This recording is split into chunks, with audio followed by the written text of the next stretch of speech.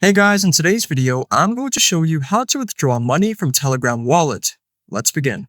So once you've opened up Telegram, you'll go to the top right corner, then select the search icon.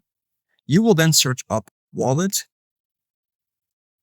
And underneath wallet, it's going to say bot. Select it. Now it says, what can this bot do? Store, send, and exchange crypto assets inside Telegram. So you go to the bottom, then select start. Wallet in Telegram made for crypto. Easy to buy Bitcoin, Tonecoin, USDT, and Notcoin. Send to a friend around the world for free. Convenient to use from the Telegram menu. So you go to the bottom, then select Open Wallet. Then you're going to agree to the terms of use and select Continue. And here it's going to show you your total balance and the amount that you have in your wallet. So if you want to send, there's the send option on the left side where the first tab is.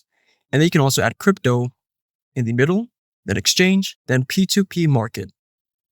Afterwards, you're going to go to the middle of the screen and then you're going to select dollars. Now where the four tabs is, you're going to go to the left side, then select send. Then you can send it to an external wallet or transfer it through your Telegram contact. And there you go.